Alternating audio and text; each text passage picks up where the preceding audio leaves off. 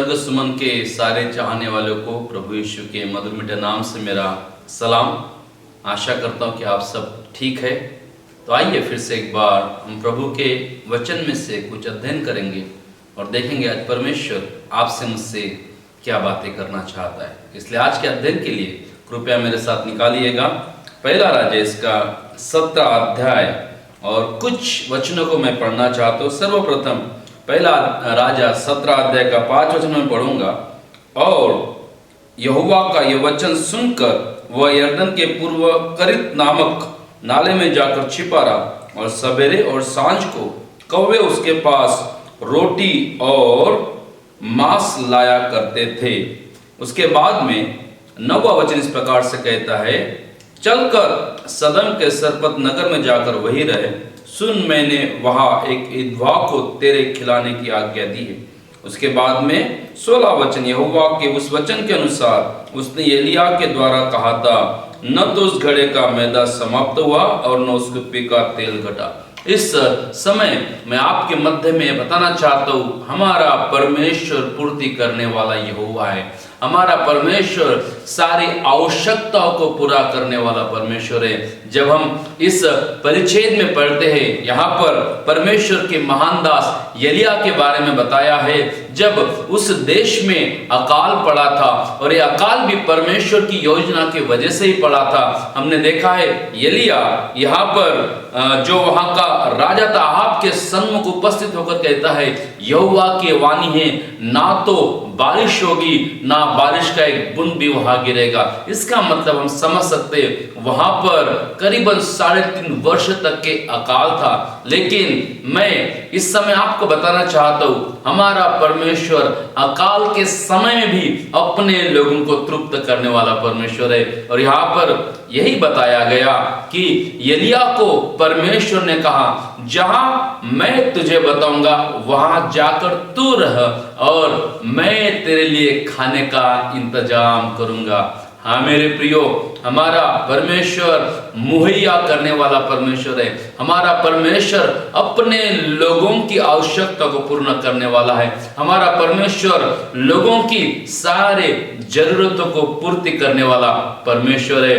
और इसलिए परमेश्वर के वचन के अनुसार वह उस नाले के पास जाकर छुप गया। और बाइबल बताती है सुबह और सांझ के समय में कौवे उसके पास आकर मांस और रोटी उसको लाकर दे देते थे। जब मैं इसके ऊपर अध्ययन कर रहा था तो मैं कौवे के चरित्र को याद रख रहा था। कौवा एक लालची होता है, वह अपने भोजन को कभी किसी को नहीं देता है। और मैं ऐसा सोचता हूँ कि जब कौवा भोजन लेकर जा रहा होगा तो दूसरे कौवे आकर उसको बोलते होंगे, अरे क्या तू मूर्ख है, कौन से मनुष्य के लिए मांस लेकर जा रहा है। लेकिन वो कौवा कहता, नहीं, राजाओं के राजा ने मुझको हुक्म दिया है कि मेरे दास को जाकर भोजन खिला।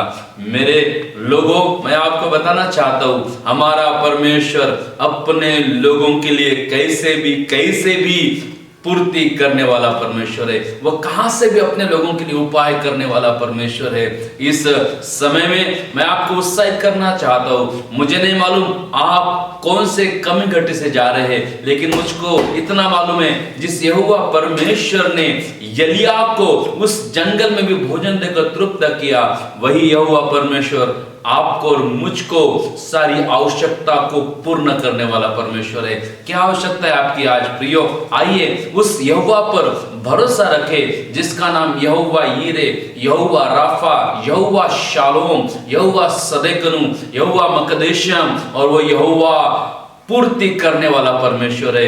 यहोवा के ऊपर एलीशा ने भरोसा किया और परमेश्वर ने जंगल में उसको रोटी खिलाया। बात यहीं पर समाप्त नहीं होती। जब हम दूसरे परिच्छेद को पढ़ा, वहां पर परमेश्वर ने एलिया से कहा कि उस सिदोन के सारपत नगर में जाओ, वहां पर मैंने तेरे खिलाने के लिए एक विधवा के घर में तेरे लिए मैंने व्यवस्था की है। एक जगह खाना समाप्त हुआ, वहां का नदी का पानी सूख गया, इसलिए परमेश्वर ने यहाँ के नदी के पानी सूखने से पहले दूसरी जगह अपने बच्चे के लिए, अपने सेवक के लिए इंतजाम कर लिया। मैं ये बताना चाहता हूं कि हमारा परमेश्वर यहोवा मांगने से पहले जानता है कि लोगों की आवश्यकता क्या है। भजन संहिता 34 के अध्याय में इस प्रकार से लिखा है कि जवान सिंहों को भी वो कमी और घटी हो जाती है, परंतु जो यहोवा पर भरोसा रखते हैं, जो यहोवा की बाट जोते हैं, उनको कभी किसी बात की कमी और घटी ना होती है। जब उस वचन पर अध्ययन कर रहा था, आप सोचिए ना, जवान शेर कैसा भूखा रहेगा, उसके अंदर तो वो ताकत होती है कि जाकर झपट कर अपने शिकार को पकड़ ले, लेकिन बाइबल कहती है भलाई वो जवान है, भलाई वो तेज है, वो भूखा रह सकता है, लेकिन जो यहोवा पर भरोसा रखता है, यहोवा उसको कभी भूखा मरने नहीं देगा। कहने का मतलब यहोवा उसकी आवश्यकता को पूर्ण करता है। पहली बार परमेश्वर ने जंगल में एलिय्याह के लिए उस नदी के पास छुपने के लिए कहा, और वहां पर परमेश्वर ने उसको रोटी और मांस देकर तृप्त किया। वहां का नदी का पानी सूखने से पहले परमेश्वर ने उस सारपत नगर में उस विधवा के घर में उसके खाने का इंतजाम करवाया था। परमेश्वर अपने लोगों की आवश्यकता पूर्ण करने वाला है। बाद में क्या हुआ, जिस घर में एलिय्याह गया था, उस विधवा के घर में उस विधवा से कहता है मुझे रोटी चाहिए। वो विधवा कहती है कि बाबा हमारे घर में थोड़ा सा आटा बचा है, कुप्पी में थोड़ा सा तेल है, ये खाकर हम मर जाएंगे। लेकिन एलिय्याह ने कहा नहीं, मेरा परमेश्वर कहता तू नहीं मरेगी। आज संसार में लोग मरने को देखते हैं, लेकिन प्रभु का वचन कहता है परमेश्वर यीशु मसीह इसलिए आया कि आप जीवन पाए और बहुतायत का जीवन पाए। ओ मुझे नहीं मालूम आप कौन सा जीवन जी रहे हैं, लेकिन जिस ईश्वर ने उस विधवा को अकाल के समय में भी ना तो उसको मरने दिया और ना तो उसके पुत्र को मरने दिया, वही ईश्वर सारे दुनिया का ईश्वर है।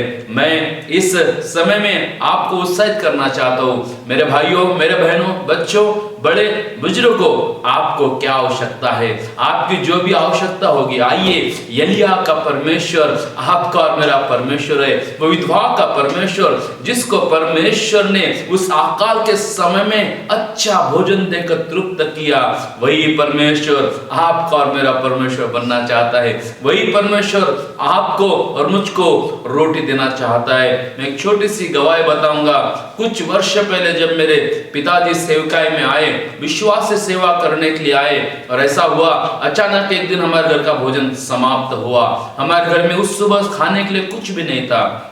हमारे घर में एक डिसिप्लिन था, सुबह उठते ही बाइबल पढ़ना है, प्रार्थना करना है और तभी हमको नाश्ता मिलेगा। उस दिन हम सुबह उठे, बाइबल पढ़े, प्रार्थना की और पापा को बोला नाश्ता चाहिए, और हमारे घर में नाश्ते में कुछ भी नहीं था।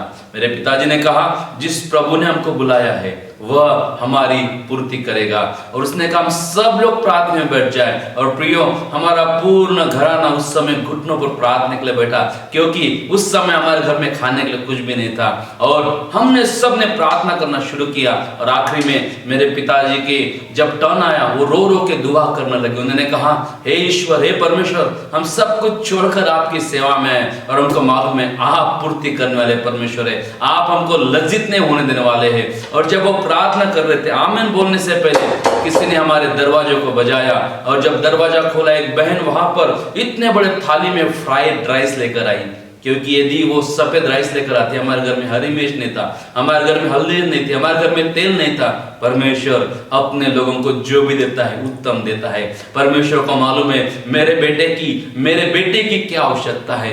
प्रभु के लोगों, जिस परमेश्वर ने हमारे घर के लोगों को भूखा नहीं रखा, जिस परमेश्वर ने एलिय्याह को भूखा नहीं रखा, जिस परमेश्वर ने उस विधवा को भूखा नहीं रखा, वही परमेश्वर आपका और मेरा परमेश्वर है। पूर्ति करने वाला यहोवा आपका मेरा ईश्वर है। आइए हम 2 मिनट के लिए आंखें बंद करेंगे, प्रार्थना करेंगे। स्वर्गीय पिता, धन्यवाद देते हैं, आपने एलिय्याह को भूखा नहीं मरने दिया, आपने विधवा को भूखा नहीं मरने दिया। प्रभु, आपने हमारे परिवार को भूखा नहीं मरने दिया। वही ईश्वर तू आज भी जीवित है।